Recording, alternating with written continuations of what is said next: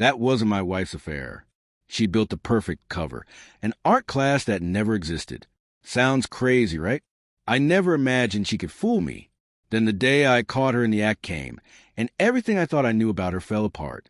When I married Claire, I believed I'd found loyalty, love, devotion. What I hadn't seen was how convincingly she could lie. I almost had to admire the performance. Before I get into how I peel back the deception and expose the whole scheme, do me a favor. Subscribe and turn on notifications. You won't want to miss stories like this.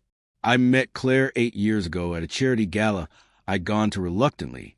Back then, I was a mid-level finance manager, buried in spreadsheets and late nights, the kind of guy who blended into crowded rooms. But she noticed me.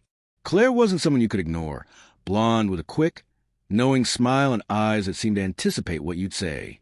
We started dating, and within 2 years we were married. From the outside, we looked flawless, a successful finance professional and his elegant, supportive wife. Friends envied us. My parents adored her. Even I told myself I'd stumbled into the kind of love people write poems about. But picture-perfect scenes often hide deep cracks. The first warning sign came 2 years ago. Claire began traveling for art showcases. At first I was proud. My wife, the talented curator, finally getting recognition at galleries across the country. She'd leave with neatly packed suitcases, kiss me goodbye, and come back with stories about investors and artists I'd never heard of. Slowly, though, little things started to feel off. Her phone was always on silent at home. Receipts in her purse didn't match the cities she claimed to have visited. And her car's mileage was far too high for simply driving to the airport. I told myself I was being paranoid. She was my wife. Who was I if I couldn't trust her? One night, after a long shift, I got home earlier than she expected. Claire was in the study, her laptop open. She snapped it shut so fast it looked suspicious. She smiled, kissed my cheek, and said she was just booking flights. But in the split second before the screen went dark, I'd seen something that made my stomach drop. Not Expedia. A bank transfer, $40,000, wired an account I didn't recognize. That night, while she slept beside me, I sat in the dark and understood this wasn't simply an affair. It was something larger. I started quietly. I checked credit card statements, phone bills, travel receipts. Numbers don't lie. She'd been siphoning money, little by little, into an offshore account. The next piece came from her phone. I'll admit it. I cloned her SIM. Every text, every call, I saw it all. That's when the name popped up, Daniel Weston, a client I'd once helped with a portfolio. Wealthy, arrogant, and always looking at Claire a little too closely at social events. They weren't only sleeping together. They were plotting. The texts made their plan clear. Claire wasn't leaving me just for Daniel. They were building a new life together, funded with my money. They assumed I was blind, working late, never paying attention. Night after night, I watched their private digital affair unfold. Daniel promised her luxury, freedom, a life away from me. Claire promised loyalty and the cash she could extract before filing for divorce. They mocked me in messages, called me boring, predictable, a man married to his job and blind to betrayal.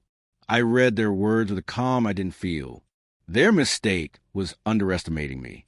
Revenge, I decided, isn't fueled by rage so much as by patience. And patience I had in abundance. Step 1. I preserved everything. Every bank transfer, every message, every photo, a complete record of their deceit. Step 2.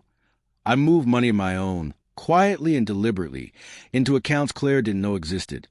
Not in a panic, but as a safeguard. Step 3. I put on the mask of the clueless husband. I kissed her goodbye when she left for trips, asked about her day, even pretended to feel guilty about working too much. She thought she'd outplayed me. And then I gave her enough rope to hang herself. Claire's greatest flaw was arrogance. She told Daniel she'd serve me divorce papers right after the last transfer went through. What she didn't realize was that the money wasn't heading his way. It was coming back to me. I intercepted and rerouted every transfer she tried to make.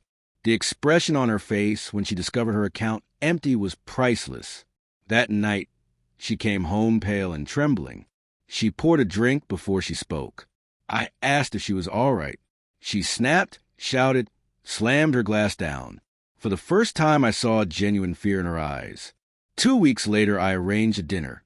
Candlelight, her preferred wine, the perfect setting for a husband to deliver a blow.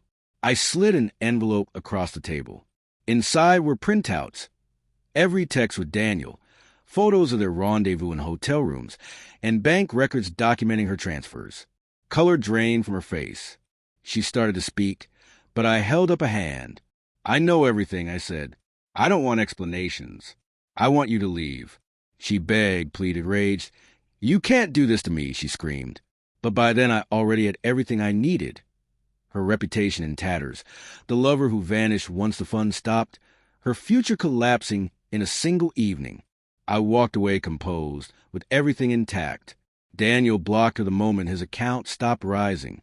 Claire bombarded me with calls, emails, voicemails, even showed up at my office. I never answered. Last I heard, she left the city, broken and alone. As for me, I rebuilt my life. Not bitter, not destroyed, simply free. Here's what betrayal taught me. Anger burns bright, but brief. Screaming, fighting, demanding answers. All of it is wasted energy. Patience is the true power. Claire thought she was scripting my ruin. Instead, I wrote hers. And as I watched her close the door behind her for the last time, I told myself what I'll always remember. The best revenge isn't breaking someone. It's proving they never had the power to break you.